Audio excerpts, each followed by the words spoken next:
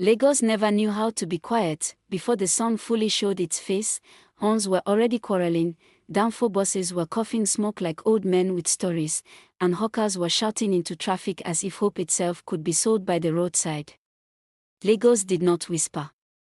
Lagos announced itself, but inside one black-tinted SUV moving steadily through the chaos, there was calm. Emeka sat at the back, well-dressed, eyes thoughtful. People called him a rich boy, and it was true, he had grown up with money. But money never spoke for him.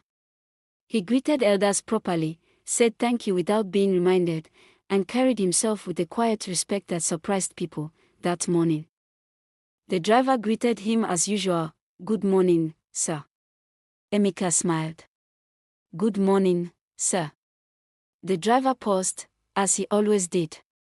It still surprised him that someone with so much could speak so gently. Emeka's upbringing had shaped him. In his father's house, respect was not forced. It was lived. As a child in his school uniform, he greeted neighbors every evening, learning early that good character could open doors even money could not. Years later, in a crowded graduation hall filled with applause, Emeka collected his medical degree from the University of Congruence. His father watched with pride. Emeka smiled, not loudly, not proudly, just softly, while Lagos roared. Oka woke up slowly. In a modest house where the paint had seen better days but hope still lived, Chioma stood ironing clothes with speed and purpose. Life had taught her not to waste time. "Chioma, you'll be late," her mother called out. Chioma smiled. "Mama, late is better than giving up." She did not grow up with options. She grew up with faith. Just her mother. Just one prayer whispered every night before sleep: "God, do not forget my child." When Chioma graduated from Nnamdi Azikiwe University with a degree in business administration, she held her certificate tightly, afraid it might disappear. Tears fell freely. Her mother cried without shame. "You've done well, my daughter," she said, but real life came quickly. Chioma wrote business ideas in old notebooks, walked into banks full of hope, and walked out with polite rejection. Still, she smiled. Still, she walked home at dusk, tired, but believing. Emeka and Chioma lived different lives. Emeka learned quietly in boardrooms. Chioma learned survival. He drove past city lights, she walked beneath them. They did not know each other, but destiny had already planned their meeting. It happened on an ordinary day at a community health outreach. No cameras. No big speeches. Files fell. Papers scattered.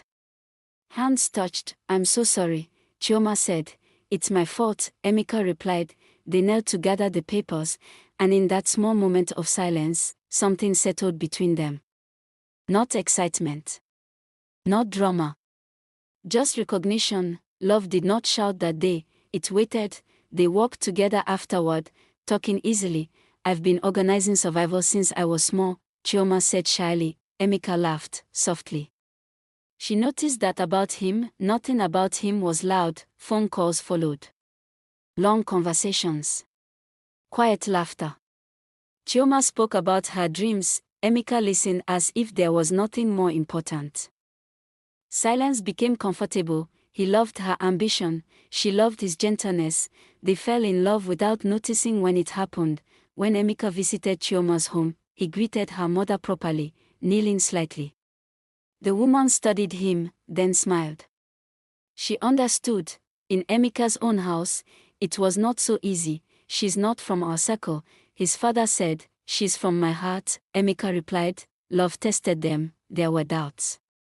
Tears. Prayers whispered late at night. On a quiet beach at sunset, Chioma finally spoke her fear. "Maybe loving me is too hard." Emeka took her hand gently. "Nothing worth having is easy." Years later, a sign read Chioma Enterprises. People clapped. Chioma stood proud. Emeka stood beside her. He came from wealth, she came from struggle. Together, they built something richer, a love that understood patience, respect, and God.